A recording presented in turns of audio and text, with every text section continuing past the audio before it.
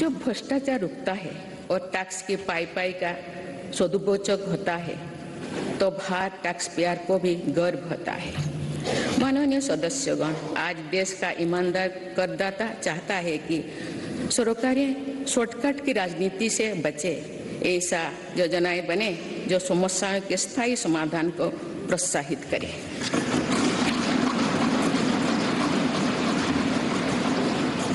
जिनसे सामान्य जीवन का सशक्तिकरण हो। इसलिए मेरी सरकार ने वर्तमान चुनौतियों से निपटने के साथ ही देशवासियों के दीर्घकालीन सशक्तिकरण पर बल दिया है। गरीबी हटाओ आप केवल नारा नहीं रह गया है, आप मेरी सरकार द्वारा गरीब की चिंताओं का स्थायी समाधान करते हुए उसे सशक्त बनाने के काम किया जा रहा है।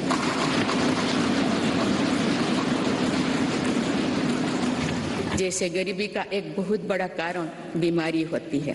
गंभीर बीमारी से गरीब परिवार का हौसला पूरी तरह से टूट जाता है, पीढ़ियां कर्ज से डूबे जाती है। गरीब को इस चिंता से मुक्त करने के लिए राष्ट्रव्यापी व्यापी आयुष्मान भारत योजना शुरू की गई है। इसके तहत 50 करोड़ से अधिक देशवासियों के लिए मुफ्त इलाज की सुविधा दी गई। आयुष्मान भारत योजना ने देश के करोड़ों गरीबों को और गरीब होने से बचाया है। अनेक गरीब उनके 80,000 करोड़ रुपया खर्च होने से बचाए हैं। आज देश भर में करीब 9,000 जनऔषधि केंद्र में बहुत कम कीमत में दवाई उपलब्ध कराई जा रही है। इससे बीते वर्षों में गरीबी के करीब 20,000 करोड़ रुपया बचे हैं। यानी सिर्फ आयुष्मान भारत और जनऔषधि परियोजना से ही देशवासियों को 1 लाख करोड़ रुपया की मदद हुई।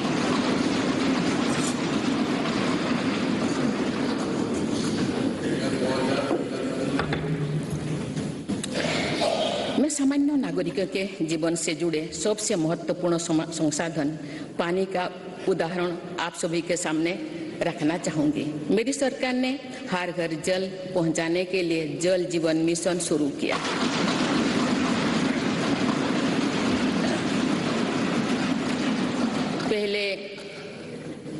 उसके पहले तक 7 दशकों में देश में करीब 3.25 करोड़ घरों तक ही पानी का कनेक्शन पहुंचा था, लेकिन जल जीवन मिशन के तहत इन 3 वर्षों में से करीब 11 करोड़ परिवार पाइप वाटर सप्लाई से जुड़ चुके हैं।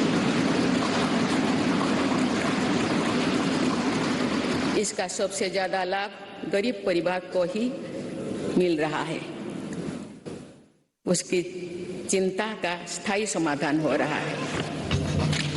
बीते वर्षों में सरकार ने 3.5 करोड़ से अधिक गरीब परिवारों को पक्का घर बनाकर दिया है।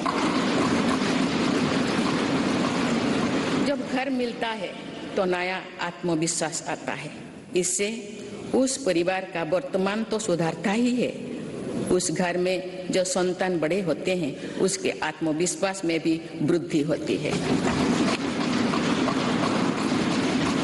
सरकार ने टॉयलेट, बिजली, पानी, गैस ऐसे हर मूल सुविधा की चिंता से गरीब को मुक्त करने का प्रयास किया है। इससे देश की जनता को भी ये विश्वास हुआ है कि सरकार योजना और सरकारी लाभ वास्तव में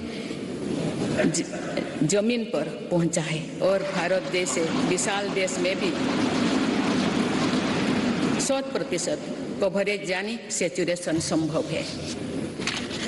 हमारी ग्रंथों में लिखा है, अयं निज परोवेति गणना लघुचेतसम, यानी ये अपना है, ये पराया है।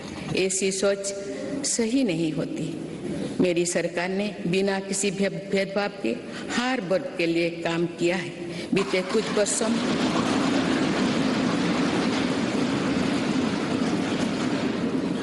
कुछ वर्षों में मेरी सरकार के प्रयासों के नतीजा है कि अनेक मूल सुविधाएं आज या तो 100% आबादी तक पहुंच चुकी है या फिर उस लक्ष्य के बहुत निकट है। मेरी सरकार हर योजना में 100% सैचुरेशन के साथ ही अंत्योदय के प्रति भी पूरी निष्ठा से काम कर रही है। हमारी कोशिश है कि योजनाओं का लाभ सही और सभी लाभार्थियों को मिले, कोई भी सरकार की योजना के लाभ से वंचित ना हो।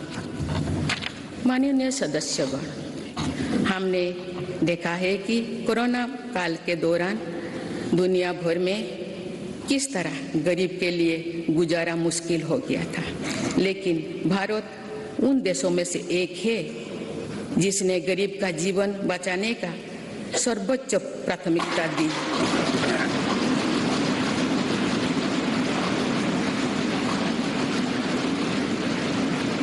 और कोशिश की कि देश में कोई गरीब भूखा नहीं सोए।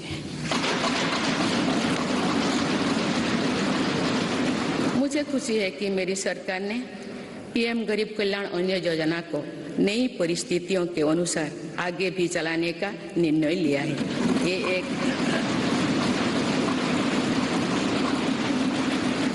ये एक संवेदनशील और गरीब हितैषी सरकार की पहचान है।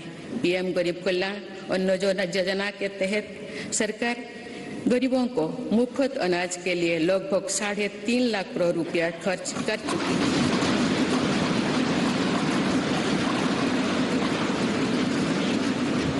आज इस योजना की प्रशंसा पूरे विश्व में हो रही है। इस प्रशंसा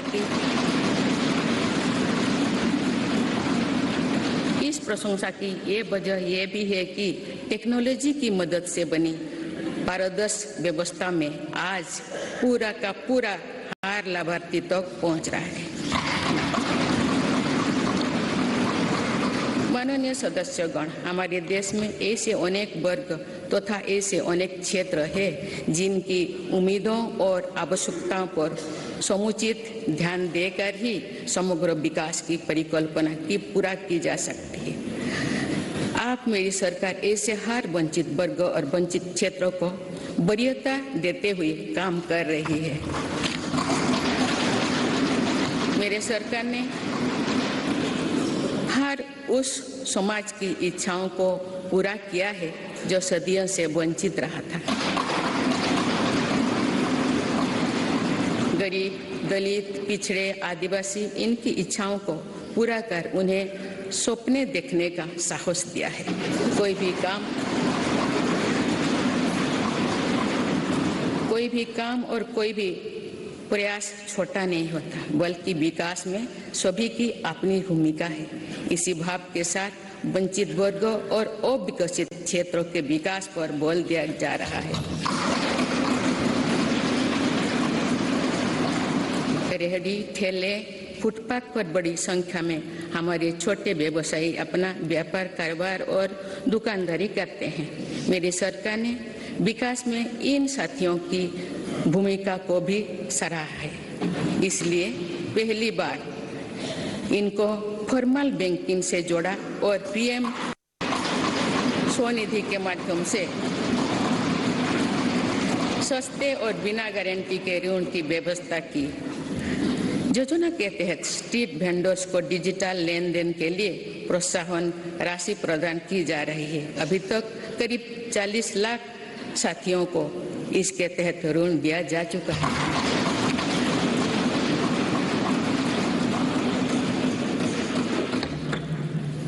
मेरी सरकार की प्राथमिकता में देश के 11 करोड़ छोटे किसान भी है। ये छोटे किसान दशकों से सरकार की प्राथमिकता से वंचित रहे थे। आप इन्हें सशक्त और समृद्ध करने के लिए हर तरह की कोशिश की जा रही है। पीएम किसान सम्मान निधि के तहत इन छोटे किसानों को 2.25 लाख करोड़ रुपया से अधिक की मदद दी गई।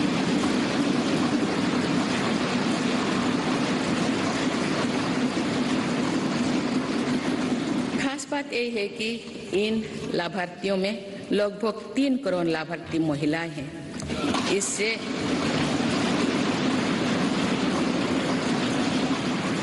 इससे अभी तक लगभग 54,000 करोड़ रुपया महिला किसानों को मिल चुकी है। इसी तरह छोटी किसानों के लिए फसल बीमा, सोयल हेल्थ कार्ड, किसान क्रेडिट कार्ड, केसीसी की कवरेज बढ़ाने के साथ ही हमारी सरकार ने पहली बार पशुपालकों और मछुआरों को भी किसान क्रेडिट कार्ड की सुविधा से जोड़ा। किसानों के सामर्थ्य को बढ़ाने के लिए एफपीओ यानी फार्मर प्रोड्यूसर ऑर्गेनाइजेशंस की स्थापना से लेकर फसलों के एमएसपी में वृद्धि करते हुए मेरी सरकार छोटे किसानों के साथ मजबूती से खड़ी।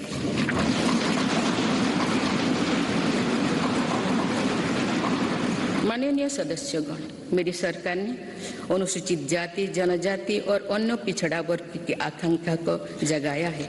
ये वही वर्ग है जो विकास के लाभ से सबसे अधिक वंचित था। अब जो मूल सुविधाएं इस वर्ग तक पहुंच रही है, तो ये लोग नए सपने देखने में सक्षम हो पा रहे हैं।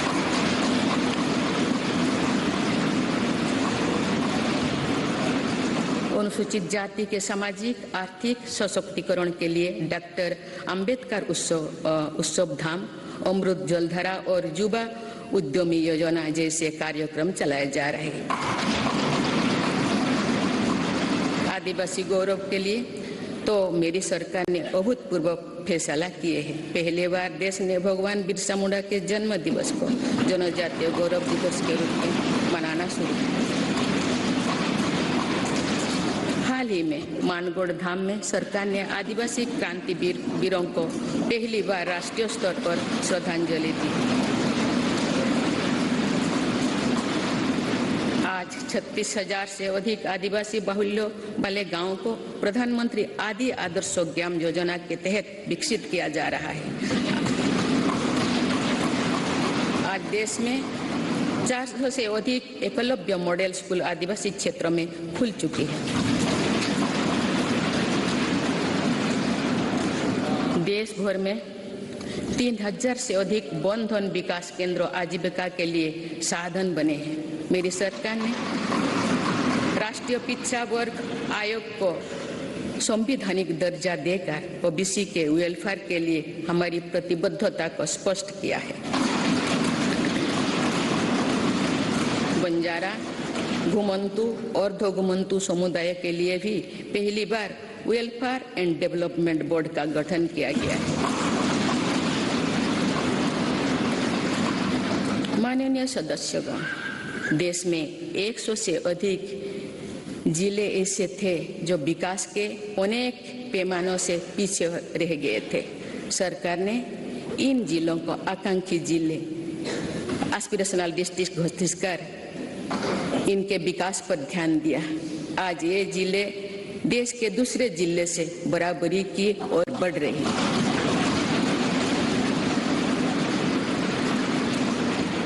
आकांक्षी जिले को सफलता के को अब मेरी सरकार ब्लॉक स्तर पर दोहराने के लिए काम कर रही है और इसके लिए देश में 500 ब्लॉक को एस्पिरेशनल ब्लॉक के रूप में विकसित करने का कार्य शुरू किया गया है। ये आकांक्षी ब्लॉक सामाजिक न्याय की एक संस्थागत व्यवस्था के तौर पर विकसित किए जा रहे हैं।